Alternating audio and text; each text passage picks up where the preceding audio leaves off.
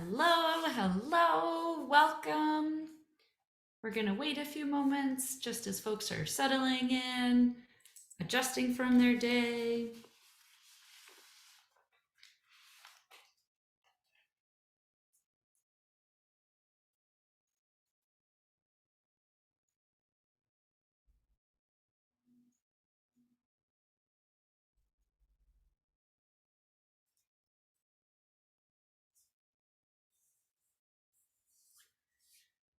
Okay, we will get started.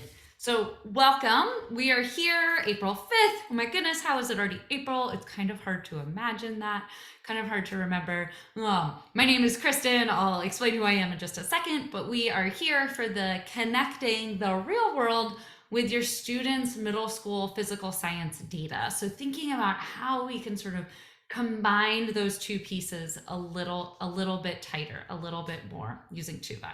So, a little bit of housekeeping. We are recording the session for those who could not attend in person, so that's why the recording is on. If you've got any questions, please post them in the chat. I will be looking at them as we're going through and coming back to them at the end if you have any questions. And if you haven't already done so, please make sure you have signed up for a free account on Tuva at tuvalabs.com.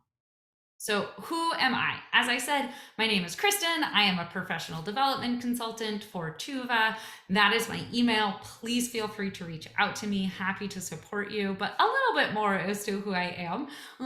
So, I was a grade 5 through 12 classroom science teacher. I taught mostly integrated science, but a lot also earth and life science, as well as physical science in there as well with my integrated. So I've sort of worn all hats across lots of different grade bands. It's really, really fun. Now I also teach teacher prep. So I'm an instructor for teacher prep. I have more than 15 years of experience leading professional development, and I joined Tuva in the summer of 2017. I support all of our professional development efforts. I support our partners that Tuva works with. I support schools and districts as you're implementing Tuva into your classrooms, and I support our science content team. So I wear lots of different hats for Tuva, and Tuva is just one of the many things that I do during my work week. So at Tuva, our vision is that we were founded to help all students enjoy math and science learning, because we feel that it's critical when it's grounded in this real world application, which I'm so excited to talk to you about more here on this hour together. That the students, when it's grounded in that real world application and they're able to see connections between their learning and their daily lives, that's really when we hit that like perfect pitch of that synergy, those aha moments that I imagine you each can imagine that you've had with your learners. Those are always so fun to experience. That is what we are after at Tuva. And we believe really strongly that data can bridge a gap for our learners. Real world data can lead to authenticity in whatever current science curriculum that you are using or that your district has a contract with. Students can construct that knowledge based on their ability to relate what they are working on to their prior knowledge about their lives and their experiences, as well as that content that we are covering on whatever performance expectation or whatever topic area that we are working on in the moment. That connection piece and data can create that connective tissue in between. We also know that data sets on current and interesting topics can pique students' interest and drive this cross-curricular understanding. So we are here to think about how can we leverage real-world data and get our students diving more deeply into our physical science data in the middle school. But how does that also build upon what they're learning in their math classes? And how can we create that synergy, help them really integrate and retain and comprehend all this like skills and topics and different things that we were putting forward to them? And at the heart, we feel that making sense is critical and core to doing science. It's what we use to actually do science. And all of us are trying to help our students make sense of science, our physical science content specifically here today.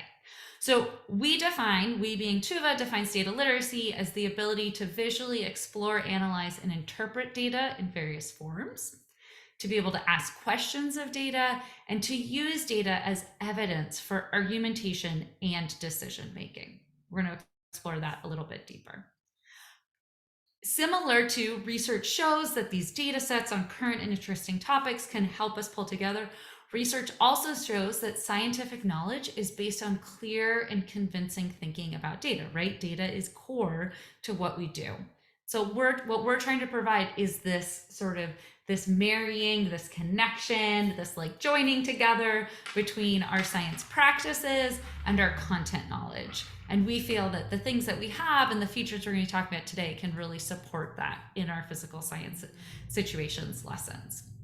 And what's critical to how we're going about this at Tuva is that we think that, and research supports us, that there's a difference between interpreting a static graph, as we see on the left, whereas if we were to use those same data and we were to jump into the Tuva platform, in which we could drag and drop and change things around and color things up and make different decisions, that dynamically creating and exploring and analyzing and interpreting the data results in a different level of thinking, a different amount of critical thinking, different depth of understanding and meaning making that students have with those data. This one is not dynamic, but let's jump in and see how that works.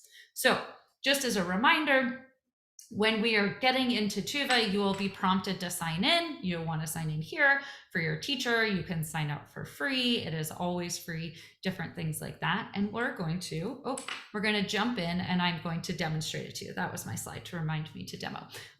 So when you log in, it will look something like this. It will not look exactly like this because you will have different class periods here than I do. Actually, the first time you log in, you will have nothing here lined up for your classes, but otherwise it will all look the same. And so this is what we call our dashboard. This is kind of home base for everything related to you specifically. But we are here to think about, okay, so specifically drilling in for our science lessons supports for our middle school students, physical science. So we go to our science library and we can click down here to our all science lessons. You can see that there are over 290 of them. I do want to say new ones are added constantly. So just keep that in mind of things are always jumping up, like this banner right here, this flag that says new is indicating that this activity is a new one into the platform. And so I'll circle back to this at the end, but new things are constantly coming up. So a little bit of a quick orientation. For those of you that haven't, played around much in here, there's multiple different ways that you can filter and get at things within our content library. We call it a library because we view it very similarly to a book library where you can go and there's a whole plethora of options, but we need some organization to it. So there are a couple different ways that we organize it. The most powerful one are our filters along the left-hand side of the screen here. And so we are interested in physical science. We can search that either by our performance expectations. If you're in a next generation science state and you have a specific PE you're going after, we can also search it by topic areas. If you are or are not in a next generation science standard state, you can jump in here and look by specific topics. So this is really powerful. So let's say we want to look at chemical reactions and processes. What we've done is we've pulled up our 10 results that are specifically tagged to chemical reactions and processes. And so then we can do a quick look and we can look through and we can okay, a dry lab boiling water, or design it hot or cold, or different things like that. Now, what I do want to point out is that on this is what we call our tiles. It is intended to give you sort of a quick look at what's going on in the resource that is popping up. So you've got some information there. We've got a sense that it is an activity. Our activities are designed to take 1 to 2 class periods. They're designed to have more of the kind of soup to nuts topics on that content area and either more scaffolded instruction or specifically more open-ended instruction to get the students driving their own learning, for example, once they've already learned the content and they're practicing it. We've got a sense of if it is guided, so that's what I was just talking about. The guided is it's sort of a step-by-step instructions for the students, or if the other option would be student driven, how many steps there are, and then what are the different tags that it is related to. Another piece that's showing up here are the solutions. So when a student starts, there are prompts as the students are completing it to get information feedback. If this is something that you think you're interested in, you can bookmark it. It lands in your own bookmarks and then it's easier to find again. And then there's this one. So with your free account, you can access a whole wide range of opportunities, but there are some resources and activities, data stories, things like that, that are part of the subscription model, that are part of the, whoa, what just happened? That are part of our premium model. Apologies about that. If you just want to look at, you've got the free account, you're starting out, what are the free things?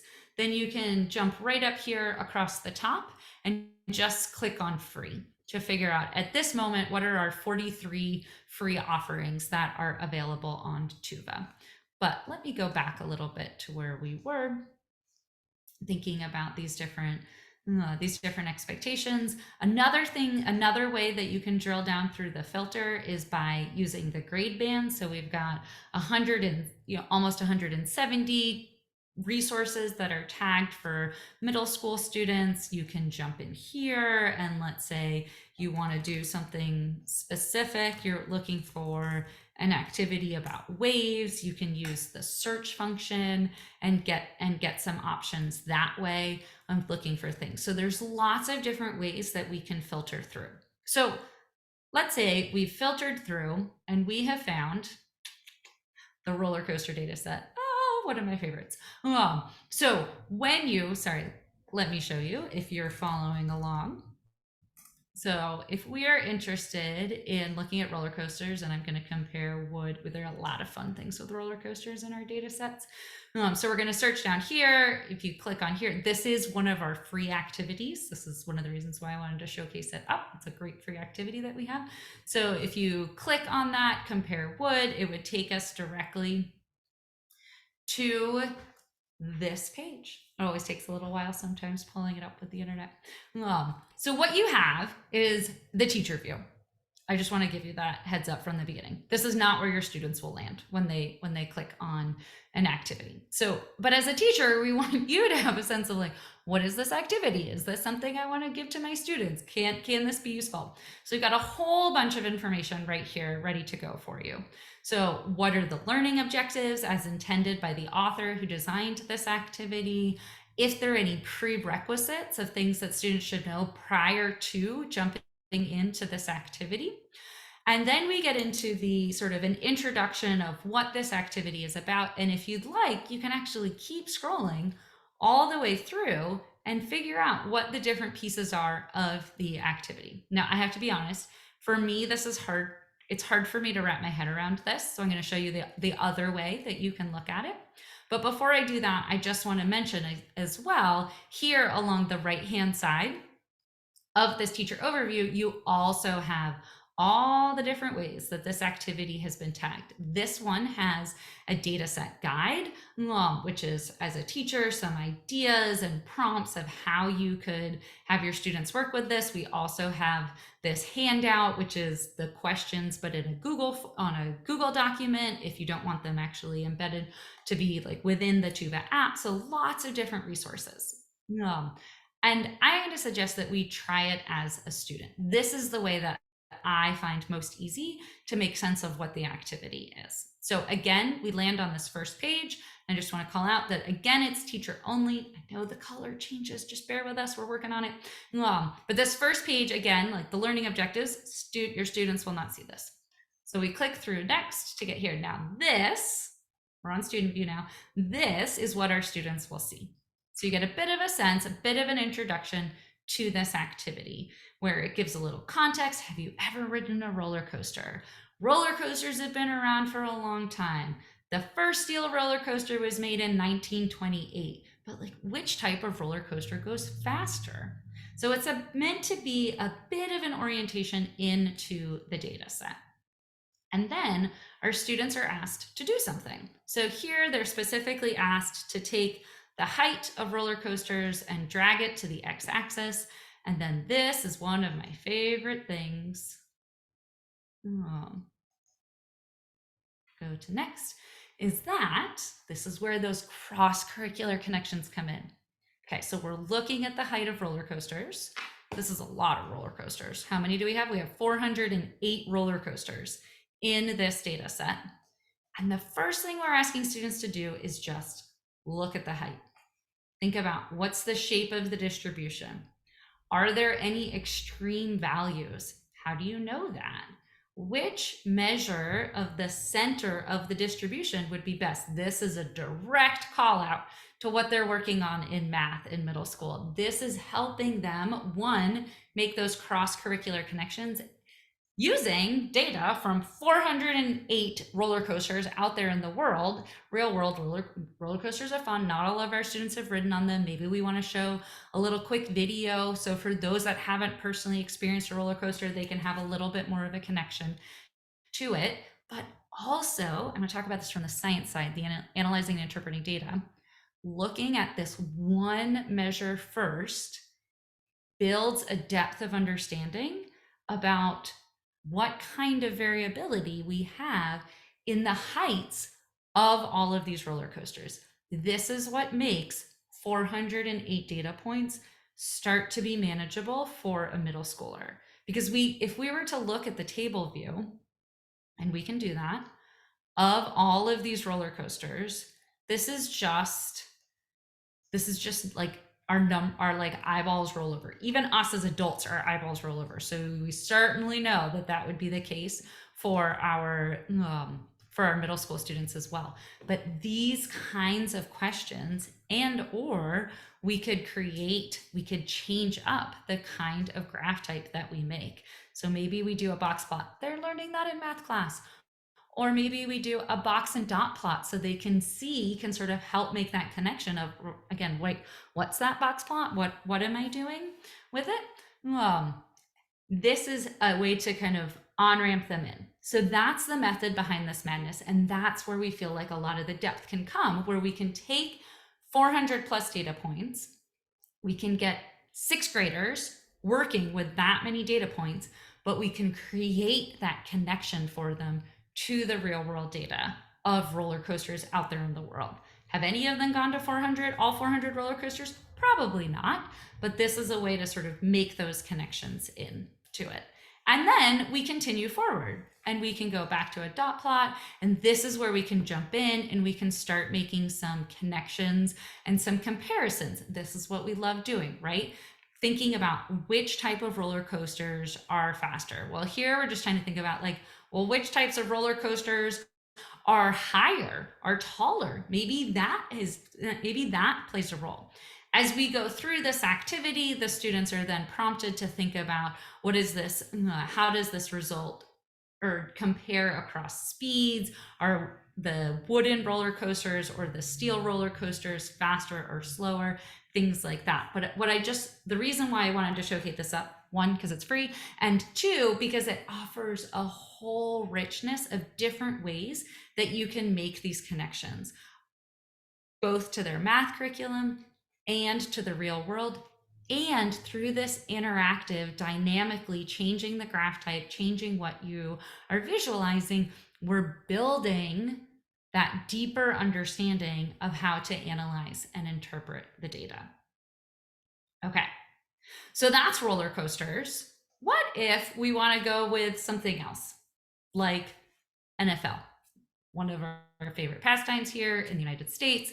How do we connect that into our physics class? Okay, so I'm dropping us into this activity. This is another one of our free activities at the moment that you can use. And here we're trying to make some sense of like, this is an experiment. Actually here, down here, you can jump in on that about button on the bottom left that I just clicked on. It's great. We have it on all of our data sets. So any activity would have that about page as well show up. So what we can get a sense of is that there are 16 cases. So there's 16 observations, rows of data. and 5 attributes. In science, we often call those variables. At Tuva, we call them attributes. So there's 5 different pieces of things that we collected information on for each of those 16 observations. And reading about the data, we get a sense of these data were collected by simulating the impact forces to NFL players' helmets during in-game conclusions. We can find the source of our data, the National Football League, biokinetics, and Wayne State University. We can get a bit more of a sense of the 2 different kinds of helmets. So helmet 1 are the ones that are currently commonly worn. Helmet 2 is the experimental helmet. So we've got a little bit of a like 2 treatments, or kind of a control is the currently used helmet, and the treatment is this new experimental treatment coming into it. And we're thinking about collisions. So we're thinking about force and motion as we are moving through there. So similarly to the last time, you can click through and you can look. One of the things I love about this activity and some of our other activities is that before we even have students start looking at the data, we ask them, make a prediction. And this is fantastic, right? This is our hypothesis. What is it that we think we will see in the data as we go forward, as we are making sense of it? So I know the instructions, but so let's kind of keep going forward. Oh, and let me show this. So they make a prediction. Students can write in here in real time, and then they can sort of click on solution, and you can get a sense of like, I think a higher impact velocity to the side of the head will increase the severity index or risk of head injury because the skull, it seems thinner on the side. So this is for you to get a sense of like where might be things coming through as what to look for where your students are adding responses in. So here we want to explore how the velocity of impact relates to the change in velocity, otherwise known as acceleration. Hopefully our students can make that connection. If not, we provide it right here as just a reminder of that like cue in to the vocabulary word. But I want to note, we don't frame it, we frame the vocabulary word in the parentheses because it's the change in velocity is what we're actually, that's the piece that we want them to sort of focus on more than just memorize the term. Of the player's head inside the helmet. So, oh man, we're thinking about like what's going on for our heads. So we're going to look at impact velocity, and we're going to look at change of velocity. And then we can take it a next step further. So in the last one, we were just sort of comparing differences and looking at distributions. That's great. Those are great connections. Here, I want to note that we can add a line, and we could think about, okay, if I were going to fit a line to these data point, how could I move this around to kind of make sense? Now, what you can see when the cursor's over it is that our students are getting the y equals mx plus b equation, a sense of what's going on in the data, but they themselves are calculating that and sort of moving it around. And by calculating, I mean sort of eyeballing and get a sense. Now, why do I think that's important?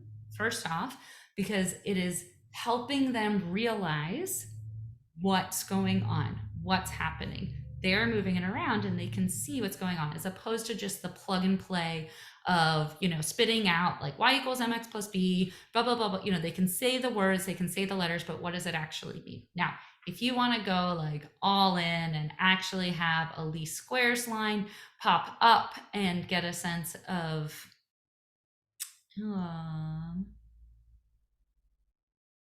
the what's going on in the like actually fitting the function to the data, great. We do not suggest that in this activity because that puts students in the back seat, as opposed to we really want students in the driver's seat. But I did want to point out, it is there. A great thing to do would be to pause in the middle of the lesson and be like, how did it compare? How did your movable line compare to what happens if we fit a function to the line? Again, sort of making these connections across math and science to the real world. Kids might care about the NFL, football league, different things like that. So moving along, then we've got some prompting questions of like, so what do you notice about this relationship? How could you explain this relationship in terms of energy? So we've got them interacting, building, making meaning of the data, thinking about what it could mean, and then connecting it back to the content. And each of these cognitively are different steps. So here at Tuva, we try really hard to be really purposeful on how we schedule out, how we sort of scaffold out those questions to help our novices, our students, build the data skills on how to do that critical thinking along the way.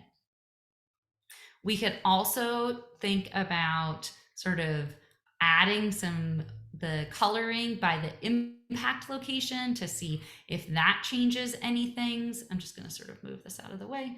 We'll get rid of that. We could change things up. So maybe we want to actually look at it by helmet type. Maybe we want to look at the severity versus the change in velocity. So what I hope you can see is that there's a lot of different ways that we can engage with the data, different ways. If we were to continue forward in the activity, which I encourage you to check out, it goes through a bunch of different options for students to look at and make sense of as they're going through, to dig deeper into this. Okay, so what does this mean by energy? What does this mean by force? Of like energy out, things like that. And how can we use NFL, which might be interesting for some of our students, as the hook in, as the way to get them in and making sense of the data. Okay, so those were some of the demos. The other thing that I want to demo is a great way to connect the real world to data and our science content is by really leveraging the import and insert functions that Tuva has. So with your free account, you can import up to 5 data sets for free, and that's 5 for each individual user into it. You can also directly insert data in. So that's a lot of words. So we're gonna roll back and I'm gonna kind of explain what the pieces are. So first, how to find it. So I'm gonna go back to my dashboard. Whenever you need, wherever you are within the Tuva platform, you can always click on the Tuva icon here and get back to your dashboard. If you have a premium account, it will say premium. If you have a free account, I believe it says basic up here. But either way, just find the Tuva logo, and you can get back to your dashboard. Well, so a couple things to point out on when we're thinking about importing or using our own data. There are a couple different ways you can get there. You can go to upload dataset, or you can go click on the dataset library and go to my datasets. Both will get you to the same place. I often go to upload dataset. So when we land an upload dataset, you land someplace like this. First, we're going to talk about importing data, and then we'll go forward. Well, then we'll go forward from there in terms of inserting data. So let's say you have run an in-class investigation, you're looking at density, your students have calculated density for different objects that you have brought into the classroom. Okay, so yeah, you didn't bring a white dwarf star in, but you just sort of threw it in there for fun for them. Or maybe a kid got really excited and they Googled it and they added it to your data set, whatever it might be. So we could see potentially like some sort of data set like this coming out from an in-class investigation where you've got different materials, you've calculated the density, and you're going to identify what kind of state of matter it is. Now, I want to point out a couple things. So the way that we've structured this data table is really important for importing it into Tuva. Each column is its own attribute or variable. And then within it, each row is information of a different observation. So if, for example, this were the data table coming out of one small group, that would be great. If you had a second small group that also recorded or identified the density of ice, but let's say they calculated it 0.19, that's fine. That's great. You add it as it's another row because it was a different observation. And then maybe what you would want is you would want the group as one of your attributes. So maybe this is, group Team Titans, recorded all of these, and then this was group Rambos. Just thinking on the side. So whatever team names that they might have, or group names they might have, or group letter or number or whatever. So maybe that you would want that as one of your attributes. So here are your data. They are organized this way where each row is an observation and each column is an attribute or a variable. Okay, so now I'm going to go back. I'm going to import data and I'm going to load directly from my Google Drive. Now, if you're not a Google school, don't worry. You can load from OneDrive if you're a Microsoft 365 school, or you can just directly load from your computer, whichever you'd prefer. Or you can, if you've got your Finder open, you can drag and drop into this dash box. But I'm going to show you here from the Google. What you can't see is that it is prompting me, or what you might be able to see is that it's prompting me to pick a data set, select a file from my Google Drive. So I'm going to select that density of matter data file that I have. And of course, it did not work. Click here to go back. This is great, right? You can see how sometimes it doesn't work for me either. So I am going to download the file to my computer, and I'm going to try again. So this time I'm going to import, and I'm going to load from my computer. And this is now asking me to find it. So I'm pulling it up in my Finder. Okay, so what it's asking me is the density of matter. I can only select one worksheet. So data or metadata. Let me click back into the Google Sheet file so that you can see what's going on here. So the data I had on that first worksheet that we were looking at, and I put the metadata in here. I actually pulled these values from this website. This would be the place for your students to add any other notes about the activity or things like that.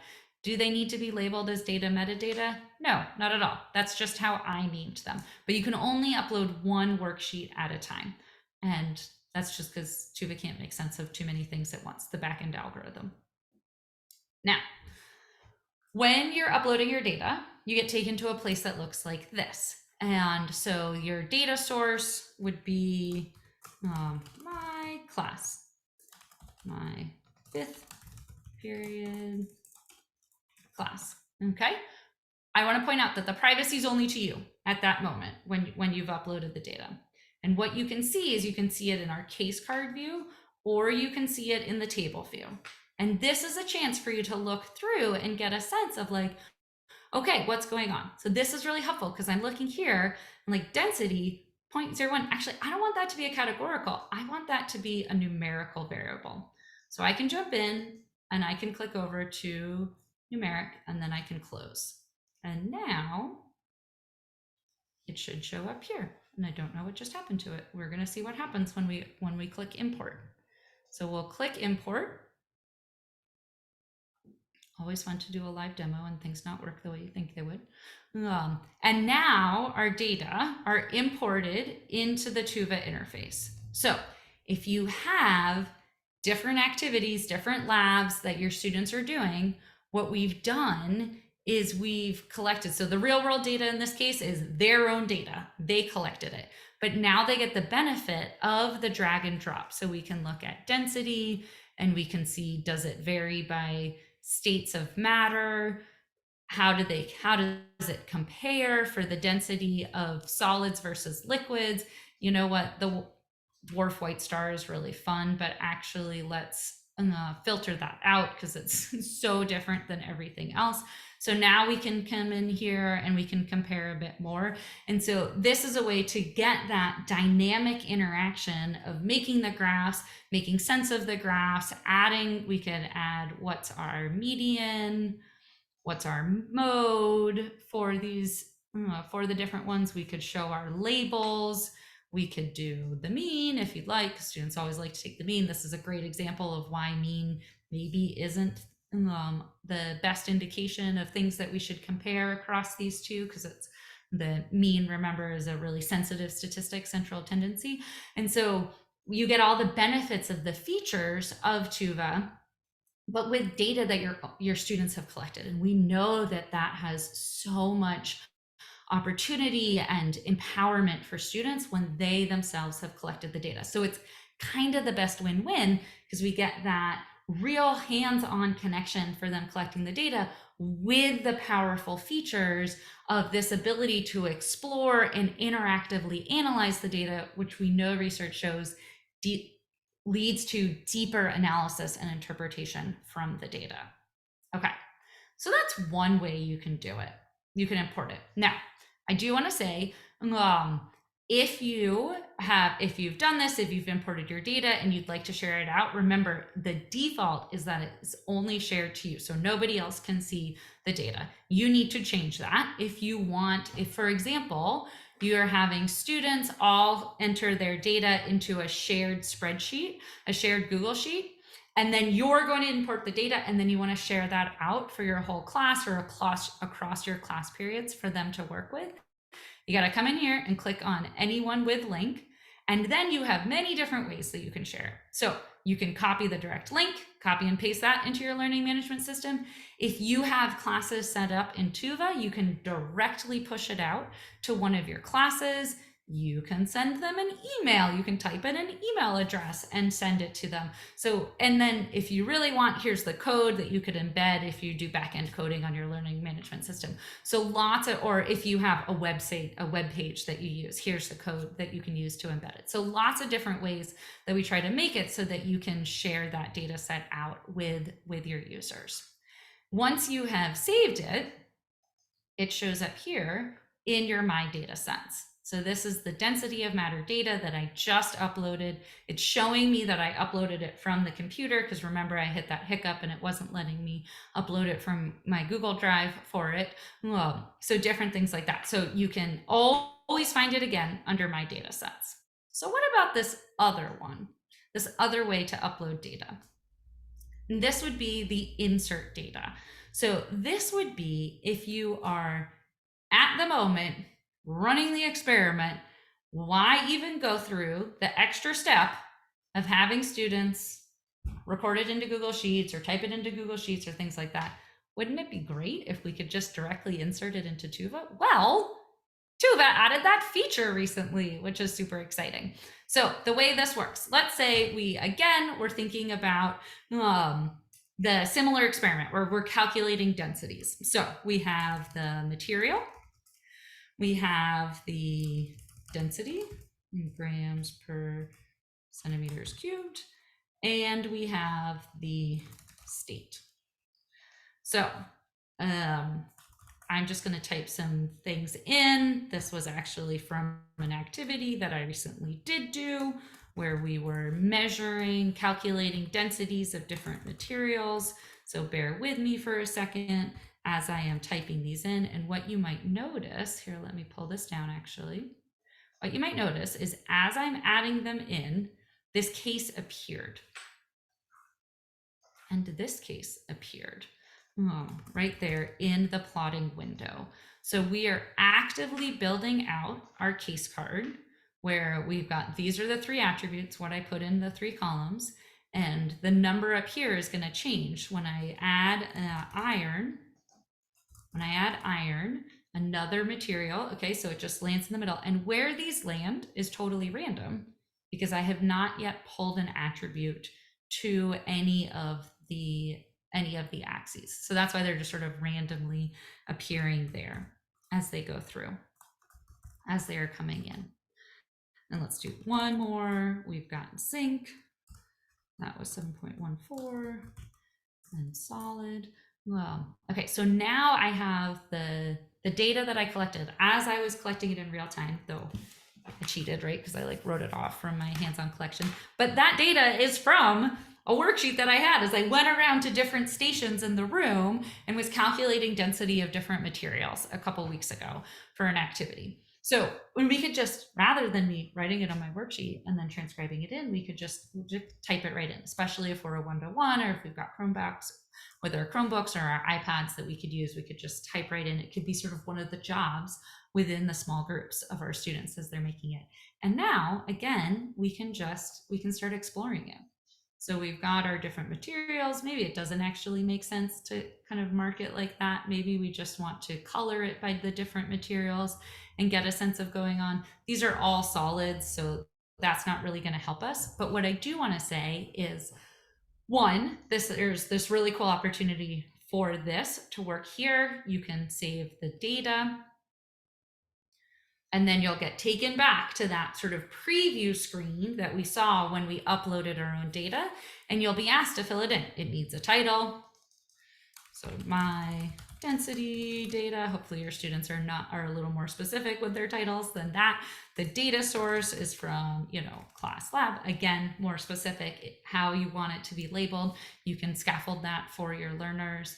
They're connecting in, getting a sense of what this is. And then again, that's only viewable by you. And so I know that like import is this like funny extra step, but that is because it then takes you to a completed data set. Now you might be thinking, oh goodness, like the bell rings on Friday and we're not able to collect all the data. They need to save the data because we need it by Monday, but we actually want to collect more data on Monday. Great. We are integrated with Excel Online. So if you just click on that bottom, you can come in and you can add more materials here. I don't have any more to add, but you could just add more materials here, and that would be part of your data set. And then you could get back to your data table. And those new data points that you had added in would appear here. That was that icon that just showed up on the right side of like your data set was saved. The data changes were saved. So 2 ways that we can use data that our students are collecting themselves. So that's the real world part. They are collecting it, and leverage the tools of Tuva to get our students diving in and more deeply exploring the data. Now, why did I pick this one? 1, I think density is really fun. 2, I just did this activity recently with density, so I had some data in my back pocket I could pull out. But 3, we also have a data set in Tuva that has the density of various things, and things that it would be really hard for me to measure density of in a classroom, like different gases or even different liquids through it. So what this offers is the opportunity for students to collect their own data, look to see if there's some patterns in the data that they've collected, and then compare it up to a broader data set, either by just jumping in and bouncing back and forth between your data and the data that we have here, or you can jump through and you can access the data and you could sort of like merge them, combine them to be one big data set so that you could look at. What's the benefit of this? Well, pedagogically, this offers an opportunity for our students to get the benefit of collecting their own data, but then pooling it with a larger data set. So they're getting practice on making sense of analyzing and interpreting the data that they've collected. There's only so much time in the day in our class periods for them to collect data, and it's always a little tricky getting them to collect data. And so we're always a bit limited by the size of data sets that we could use, or even how we can measure the data. Like, how are we going to actually measure density of some of these gases? Some of us might have that equipment, but not all of us. And so this creates a way to get that benefit of hands-on learner-generated data with this other opportunity, a little bit broadening out the data set, that real world component, creating more opportunities for our students to dive a little bit deeper in and explore the trends and patterns that they might see in the data as they're working with it. Okay. I've got a few more things to share about sort of how to think about it, but that hopefully provided some demonstrations of a variety of different ways that we can use, either real world data that are out there. Oh, this is a really fun one. Real world data. This is one of our premium data sets, I believe. But what we've done is we've taken the periodic table of elements and we've added all the data in so that you could look at, you could get a sense of, well, we could look at our atomic number. We could look at the radius. Ooh, and we can start to see some fun patterns coming through. We can organize it by our row numbers and our group numbers. And we have recreated the database, and then we could click through and we could change things up by the density. So different ways, so often we look at a periodic table of elements as a static thing, but this is an example of one of our data sets where we've taken that static and we've made it interactive so that kids can explore it and play with it in a couple different ways. So I just think that's a fun one to think about. So a few things about kind of going forward. So what we're really trying to do here at Tuva for our science instruction is to create that learner agency so that they can think and reason about the science concepts as they're interactively making decisions and toggling through and seeing the changes in real time on the screen, so that they can ask and answer questions within different data contexts or different subsets of a given data set, different aspects of a data set, different kinds of data for our science concepts, so that we're really developing their toolbox of how to work with the data. So it's not just a, what do I see? What do I notice? What do I wonder? Those are all fantastic. And they're great ways, great strategies to get our kids engaging, but there's only so far we can go on that static graph. So that's why we're trying to pair those good strategies, that pedagogy, with these tools and features to create those opportunities. As I mentioned earlier, we have two different types of activities within Tuva. One are the guided, where it's wholly or partly sort of guided step by step. Students walk through the instructions. We were seeing that as I was going through the roller coaster. It was like, drag here, then do this, prompt to ask the question. We also have student-directed activities because sometimes we don't actually want to give our students every single breadcrumb to get there. We want to see what they can do, how they would get there. And so that's what our student-directed activities are intended to do, is create some more openness of how our students engage with the content. We didn't talk about it much here, but we do have data stories. And here, let me go back and show you. So when we're in our content library, up here we have our activities, and then we have our data stories. Our activities, as I mentioned, are designed to take 1 to 2 class periods. They're designed to be a bit more sort of the wraparound of the context and the content. Our data stories are designed to be used as sort of do nows, bell ringers. They're designed to take about 10 to 15 minutes and are really intended to be practice on certain things. So they are not everything about the content or the context or even the data skill, but they're intended to be sort of like short little bites, little nuggets of things for students to practice and build with. We also have a whole suite of data sets that do and do not have activities associated with them. So we've spent a lot of time looking at the content library today, but our data set library, the Tuva datasets, is another great place to look, because you might jump into our content library and you'd be like, there's just nothing that I'm actually really looking at. Great, come here, click on physical science and get a sense of all of our 60 plus different data sets that relate to physical science topics for them. Okay, that was a lot of me talking. Hopefully that was helpful. Some ideas on connecting back to the real world, of how we can kind of bring that real world in, either of the broader world as it relates to some of our physical science content, topic areas, performance expectations, or the real world in terms of what our students have actually collected themselves in our in-class labs and demonstrations, investigations, but being able to leverage the benefit of the tools and features that are within Tuva to get our students exploring those data. Okay.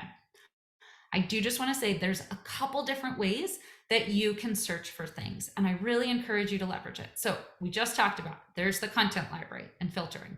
You can jump into the dataset library and filter by all sorts of different ways that you might want to look for different data sets. And they've got some featured data sets or data sets in the news that pop up. As I mentioned, these things are constantly being updated. Or you can jump directly here to the standards.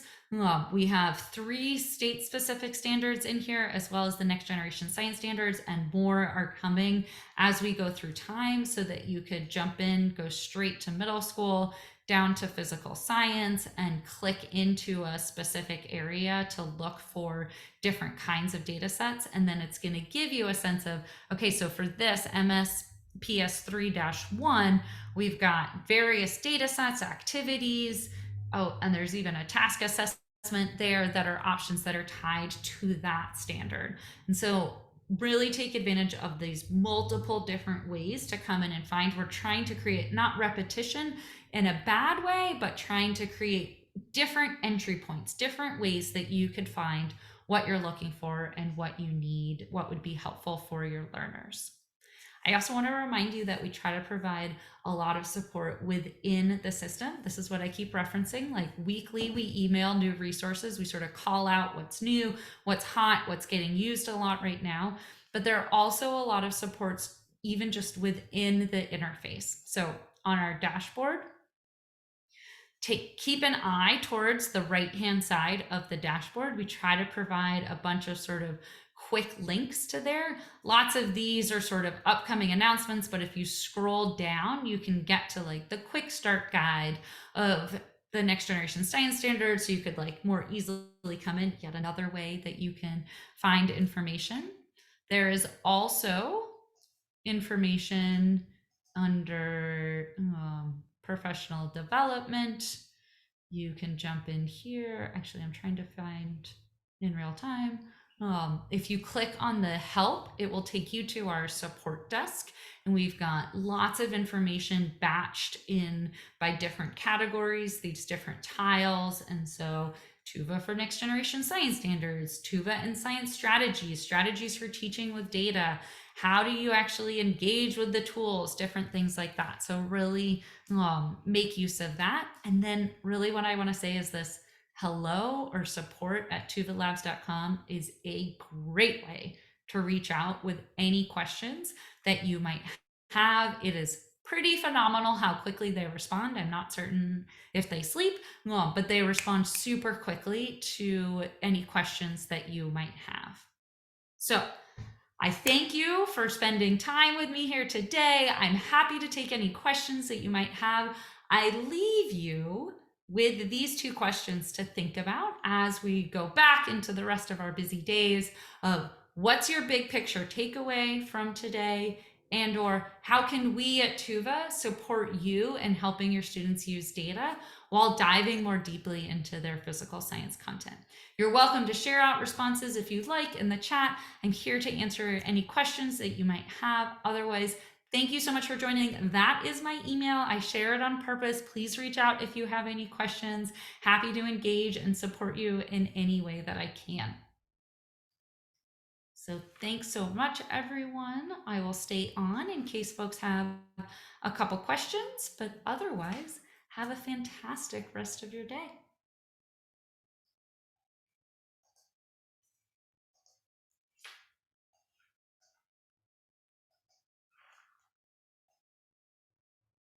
Awesome. Thanks, everyone. Have a good day. Bye.